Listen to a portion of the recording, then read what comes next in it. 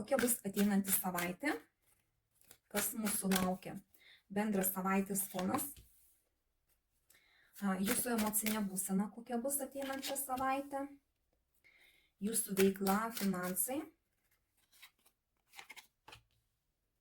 Tiems, kas ieškote darbo, kokia tikimybė surasti. Santykiai. Tiems, kas ieškote naujų pažinčių, kokia tikimybė susipažinti. Tiems, kas porose, kokia savaitė bus. Tiems, kas trikampiuose, kas laukia. Ko pasisaugoti ateinančią savaitę. Ir patarimas, kaip elgtis, kad savaitė būtų jums kuo geriausia. Taip, bendras savaitės fonas, lazdų devintukas. Būsite nusiteikę atsargiai, iš tikrųjų labai vertinsite savo elgesį, bijosite, kad nesikartotų kažkokios tai prieš tai gyvenime jūsų padarytos klaidos, ane? Ir tiesiog neskubėsit nieko daryti, neskubėsit nieko lėkti, kažką tai imtis naujo, ane? Tiesiog pat įsivertinsit ramiai ir laikysitės tokios gynybinės pozicijos. Jūsų emocinė būsena, tai mago arkanas krenta, iš tikrųjų būsite nusiteikę taip, kad galite daryti viską, ko jūs norite. Ir tokia bus būsena jūsų emocinė, kad tik tai reikia svarbiausia jums kažko tai norėti, kad galėtumėt kažką tai padaryti, ne? Ir būsit pilni idėjų, pilni jėgų, ane? Ir turėsite visas galimybės, ane? Viduje, vat jūs taip jausitės, taip vertinsit savo praėjusį kelią, ane? Stengsitės nekartoti padarytų klaidų, ane? Anksčiau padarytų klaidų, ane? Bet vat, emocinė būsena tokia bus, kad jūs būsite kupini energijos, naujų idėjų ir noro kažką tai daryti. Jūsų veikla, jūsų finansai. Monetų 2, iš tikrųjų bus toksai balansas, iš tikrųjų balansuosit, finansai bus tokie, kad jūs kiek gausit, tiek leisit, ne, maždaug, nu, toks vat, viduriukas bus aukso, ne?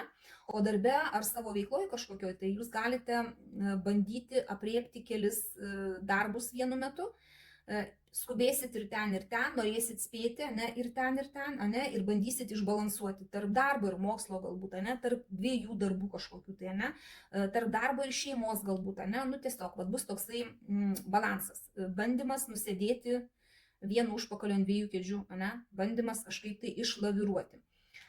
Tiems, kas ieškote darbo, kokia tikimybė rasti darbą, ne, kardų karalius, tikimybė yra didelė ir šia darbas toksai labiau protinis, ane, ne fizinis, arba kažkokiose tai struktūrose gali būti, ne, ten policija, ne, gali būti, ne, ten gaisrinė, kažkokia tai ten teisinės struktūros, ne, kažkokios tai. Ta prasme, tikimybė rasti darbą yra ir gana nebloga tiems, kurie ieško ne fizinio darbo. Tiems santykiai. Tiems, kas ieškote naujų pažinčių, ane, tikimybė susipažinti yra labai didelė, ane, čia mergaitėms vyrukas toksai charizmatiškas nusimato, ane, kuris labai toks energingas, labai toks save gerai parodantis, ane, toks įdomus, ane, ir tiesiog, nu, pažintis tokia gali būti, kuri duos labai daug gražių emocijų, ane. Tiems, kas porose, kvailio arkanas krenta, ne, čia gali būti tiems, kas porose, tarkim, turi vaikus, ne, tai gali būti daug labai susiję su vaikais ateinančią savaitę kažkokie, ne, kažkokie tai veiksmai, darbai, galbūt, ne, kažką tai veiksit su vaikais.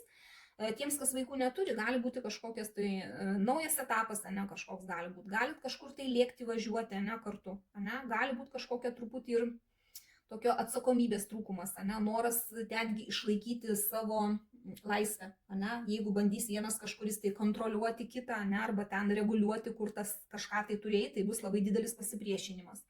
Nu, tiesiog, vat, ir pagal energijas, ne, kur čia yra bandymas neprisileisti, tai irgi gali atsispindėti būtent porose, ne, kurios bus, kad tiesiog neleisit savęs įsprausti į kažkokį tai kampą, ne, kažkur tai, jeigu ten jums bandys kažkas tai diriguota, ne, tai jūs norėsit apsiginti.